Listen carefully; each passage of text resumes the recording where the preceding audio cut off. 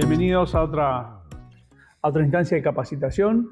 Vamos a empezar a trabajar sobre las cualidades físicas. Una de las cualidades físicas más tradicionales, por decirlo de alguna manera, con más arraigo en la población, es la resistencia. Es una cualidad física que está presente en todos los deportes. De alguna u otra manera está presente y es muy interesante cómo ha ido evolucionando con los años, con el tiempo, con las investigaciones que se han realizado a tal fin. De hecho, si ustedes ingresan en alguna biblioteca internacional donde se publican los trabajos de investigación, donde se publican cotidianamente, van a ver un caudal en los últimos 20, 30 años bastante importante en investigación científica en todo tipo de población relacionado con la resistencia. Es una de las cualidades físicas más investigadas, con más arraigo en la población y con una popularidad diferente a otras cualidades físicas. Entonces, como que está mucho más instalado en la población deportiva y en la población recreacional y en el común de la gente, la cualidad resistencia. Nosotros lo vamos a enfocar desde un punto de vista deportivo, por decirlo de alguna manera, cómo aplicar o cómo trabajar esta cualidad. Vamos a ver en esta primera parte algunas referencias históricas y algunas referencias generales en cuanto a la misma.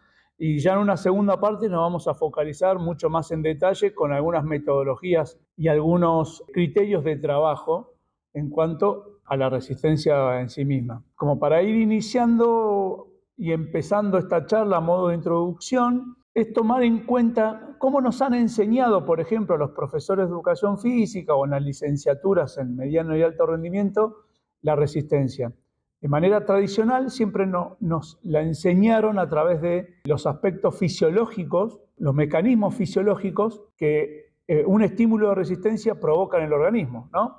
Entonces, siempre nos enseñaron a partir de los sistemas energéticos. Ustedes están viendo en pantalla los 3 sistemas energéticos predominantes, lo que habitualmente le llamamos el continuum energético, es como es esa convivencia del sistema aeróbico, del sistema de los fosfágenos, del sistema anaeróbico, tanto láctico como aláctico. Entonces ustedes ven ahí, en esa gráfica, cómo van evolucionando en relación a la intensidad del trabajo y a la duración de ese estímulo, y cómo van predominando durante el ejercicio, durante el estímulo, uno u otro sistema. Por supuesto que hay que entenderlo de esta manera. El continuum energético es una convivencia permanente y es una convivencia donde la palabra clave es el predominio. O sea, no es que comienza un sistema, una vez finalizado ese sistema, comienza el otro.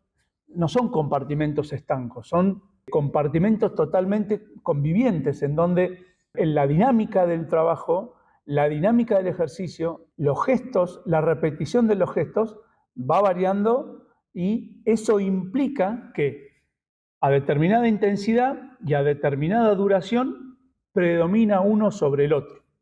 Entonces, partiendo de la base que así nos han enseñado la fisiología del ejercicio, podemos ir conceptualizando a la resistencia como, bueno, la capacidad de resistir a la fatiga. Eso es un concepto básico, clásico, pero que hoy en día la fatiga como tal no es que ha sido descartada, sino que es algo que hoy no preocupa tanto.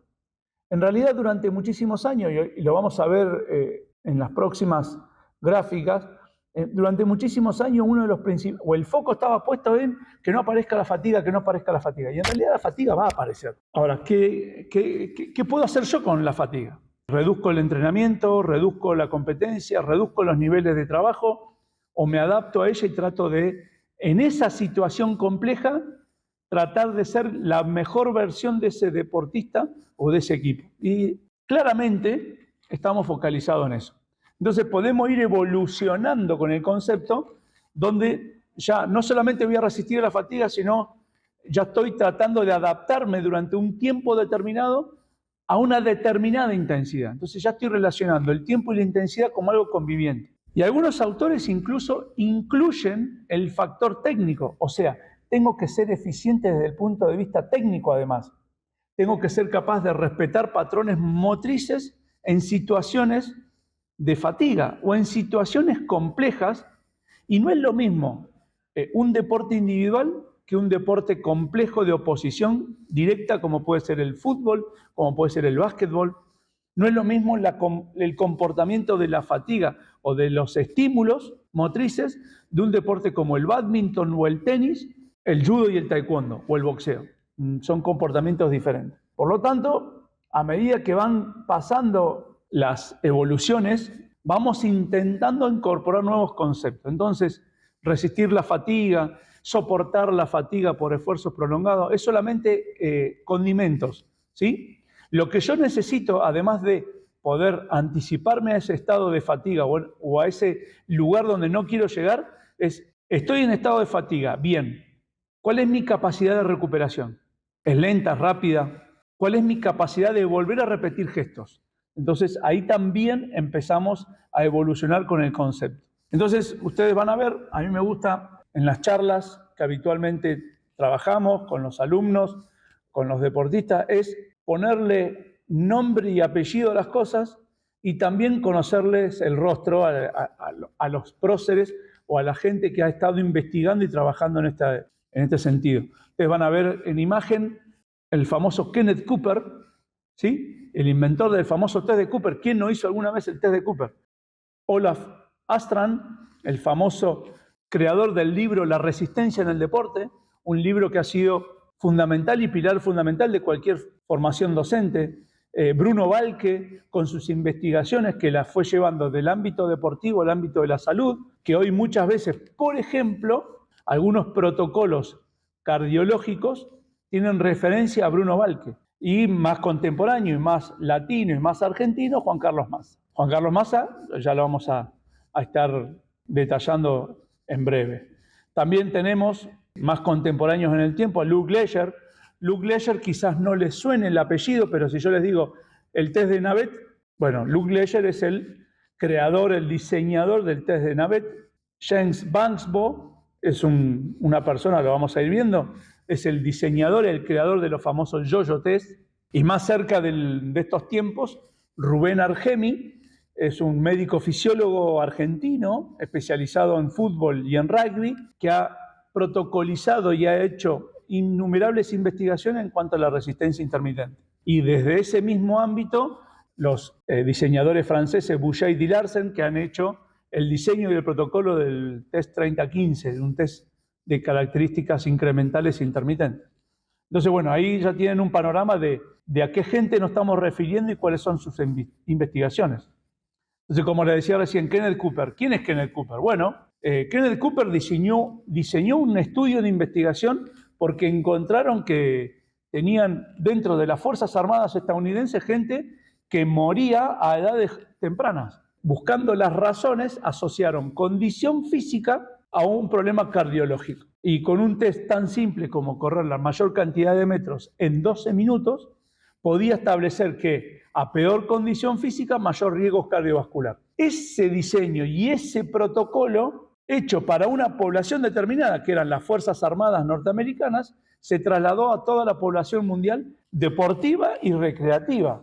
Entonces, cualquier test vinculado al test de Cooper de 12 minutos corriendo a la máxima velocidad posible, nos podía permitir establecer un juicio de valor o un criterio de valor en cuanto a la condición física del sujeto. Entonces, por supuesto, mayor cantidad de metros recorridos en esos 12 minutos generaba un juicio de valor muy bueno, por lo tanto, el margen de error era bastante pequeño en ese estudio de investigación y por lo tanto la condición física del sujeto era muy buena y el riesgo cardiovascular era muy pequeño. En contrapunto, una mala condición física aumentaba el riesgo cardiovascular.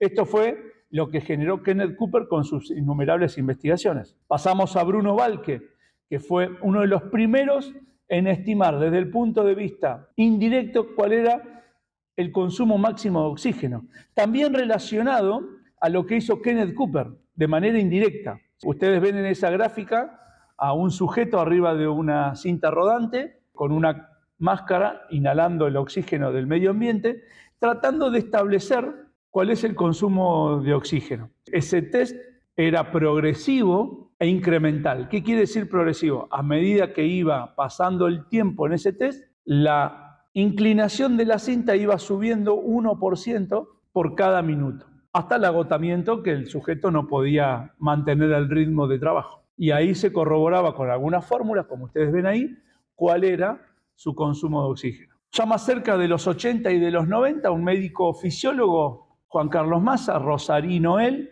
vinculado a la natación, establece un sistema de trabajo a través de evaluaciones de lactato en sangre, que consistía básicamente en dar una carga de trabajo, se sacaba muestras de sangre pequeñas, que generalmente eran del lóbulo de la oreja, en los nadadores, o en los dedos, en los corredores, se analizaba esa sangre extraída y esa medición estipulaba un porcentaje de lactato en sangre o una cantidad de lactato en sangre expresada en milimoles. ¿Eso qué nos daba? Un parámetro de acumulación del mismo, del lactato, y lo relacionaba con dosificación de trabajos o progresión de cargas de trabajo. Entonces, ¿cuál era el objetivo? Bueno, para retrasar la fatiga, era que si la producción de lactato era igual a la remoción, el estado de equilibrio se permanecía inalterable en el tiempo y eso generaba que el deportista pudiera seguir entrenando a esa intensidad durante el tiempo que necesite. Por lo tanto, se creó como una especie de concepto que se llamó áreas funcionales, en la cual durante un determinado tiempo se mantenía ese estado de equilibrio. ¿Eso qué nos permitía? Trabajar, descansar, seguir trabajando, volver a descansar durante un determinado tiempo. Por supuesto que fue de una gran ayuda porque ordenó y le dio mucho control de las cargas de trabajo a todos los preparadores físicos o a todos los entrenadores de los deportes, sobre todo en Argentina y zonas de influencia en Sudamérica. Quizás uno de los pocos errores que tuvo esta metodología, que se unificaron todos los deportes, y bien sabemos que no todos los deportes responden de la misma manera, pero fue una manera, fue una forma, una metodología de ordenar los trabajos físicos en relación a ese concepto clásico de retrasar la fatiga. Ustedes van a ver en esa gráfica, las áreas funcionales están determinadas por categorías, ¿sí? Y relacionen los colores con la flecha que ustedes ven en pantalla de la intensidad. A medida que va aumentando la intensidad, esa acumulación de milimoles por litro de sangre va aumentando. Entonces, por ejemplo, un trabajo regenerativo de muy baja intensidad o subaeróbico de mediana intensidad no implica más de 2 a 4 milimoles por litro, lo que me permite hacer trabajo físico durante horas. A medida que va subiendo esa escala, ya el tiempo de trabajo se va acotando. Por ejemplo, un trabajo de tolerancia anaeróbica, ya no estamos hablando de horas, estamos hablando de algunos minutos o incluso segundos a una alta intensidad. Entonces, esa relación, producción de lactato, remoción de lactato, ya ese equilibrio no se establece de manera uniforme, sino que va variando, lo que implica que en algún momento voy a tener que interrumpir la actividad física y darle la pausa necesaria para volver a trabajar. Fíjense esa gráfica que habla de ese estado estable con algunos jugadores de tenis del club El Biguá de acá de Neuquén. Hace unos años planteamos un trabajo que 8x400, pasadas de 400 metros, al 90% de su máximo teórico, que si yo lo transfiero a esta gráfica, estoy trabajando el área del VO2 máximo o el consumo máximo de oxígeno, que implica que entre el trabajo y la pausa voy a estar siempre en un estado de equilibrio entre 7 y 10 milimoles. Ese trabajo, volvemos a la gráfica de los 8x400, se realizó durante aproximadamente 20-22 minutos. O sea, el tiempo de trabajo era de 1 minuto 20, 1 minuto 30, y el tiempo de descanso era proporcional, una relación 1 a 1, era de 1 minuto 30 a 2 minutos de descanso. Ese tiempo de trabajo más ese tiempo de pausa es un tiempo total de aproximadamente 20-22 minutos. Y si ustedes ven las gráficas, las líneas son bastante parecidas, lo que marca una uniformidad en el trabajo.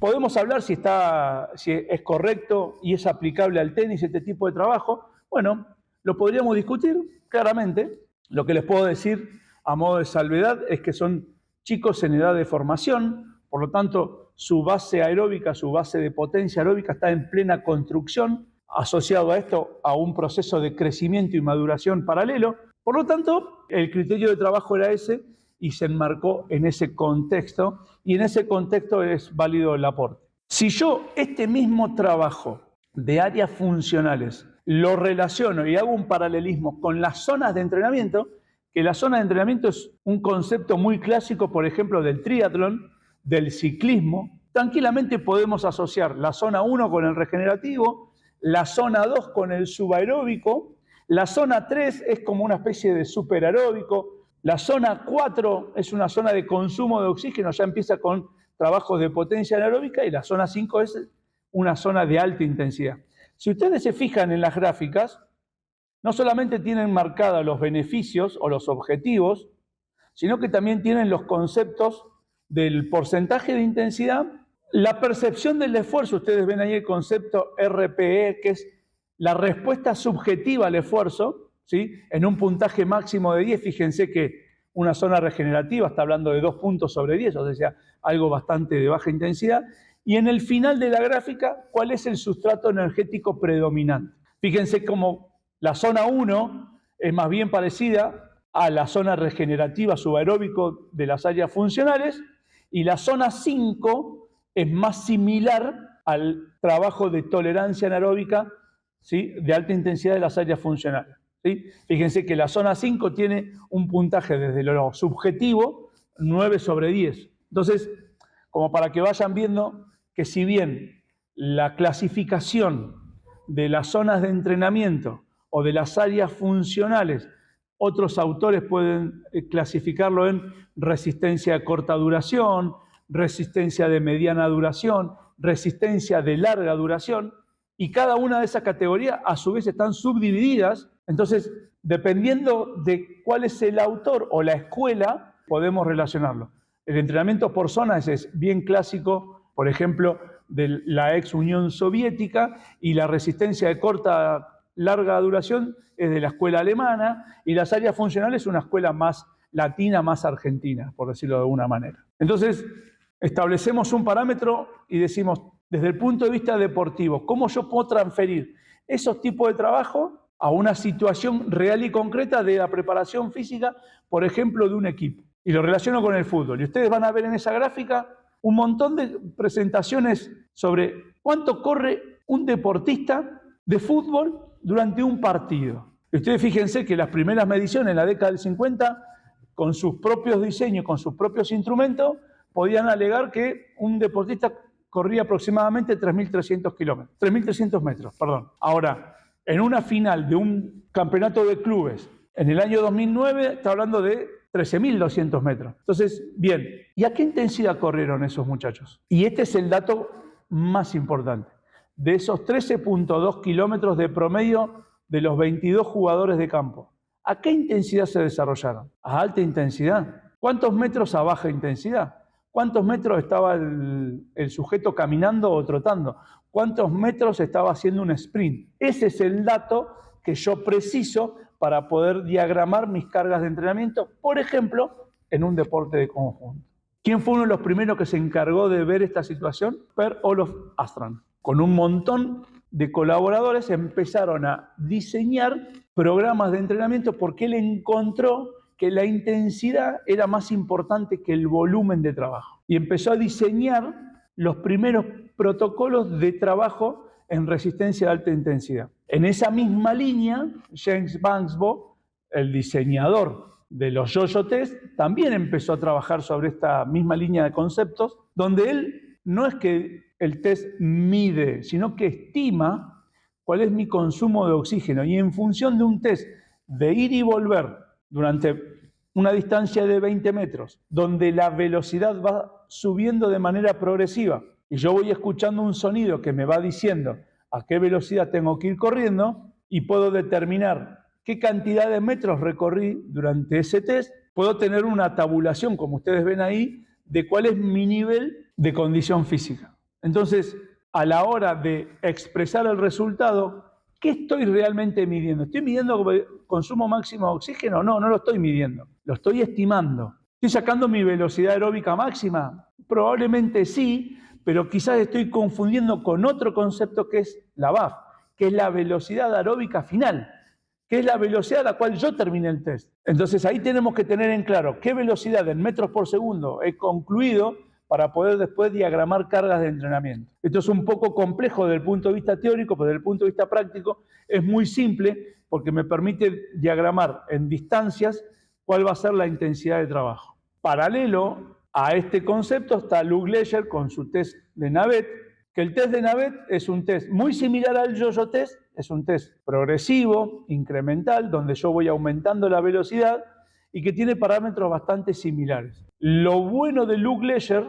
es que pudo protocolizar y validar un test para niños. Entonces, el test que él tiene y el diseño que él posee pudo ser validado en niños. Como hablábamos hoy, Rubén Argemi, médico deportólogo actualmente del Club Boca Juniors, está encargado del laboratorio fisiológico del ejercicio de la misma institución, y él plantea una serie de trabajos que tienen que ver directamente con la resistencia intermitente. O sea, Kenneth Cooper, Valque, Juan Carlos Massa han tenido una concepción del deporte desde el área de la resistencia continua. A medida que fueron pasando los años, Banksbo, Leger, Argemi, Astran han ido modificando y han ido mutando hacia los trabajos de alta intensidad y de manera intermitente. Entonces, en estos tiempos de hoy, los autores del diseño del protocolo del test 30-15, que es un diseño donde se trabaja el doble de pausa, por lo tanto es un test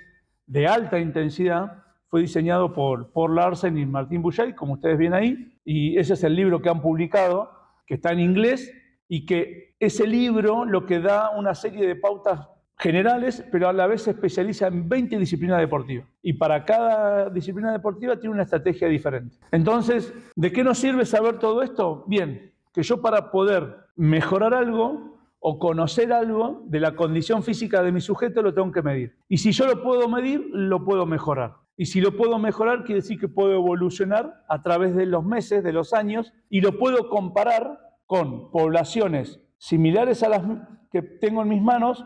Puedo hacer una comparación intrapoblación, o sea, de mi mismo grupo de trabajo, y también lo puedo proyectar, por ejemplo, a un equipo de fútbol de nivel local o regional, lo puedo proyectar con un equipo, por ejemplo, de primera división. Entonces, puedo establecer parámetros comparativos. Entonces, como para ir finalizando esta primera parte de la charla, y con esa gráfica que es de Buchay y Larsen, ustedes ven en imagen todas las diferentes cualidades y disciplinas deportivas, cómo están diseminadas en ese mapa, donde tenemos tres variables sumamente importantes, como son la velocidad, la fuerza y la resistencia, que están determinando cómo son mis cualidades físicas, cómo son mis especificidades físicas, en función del deporte y de la disciplina deportiva. Espero que les haya gustado.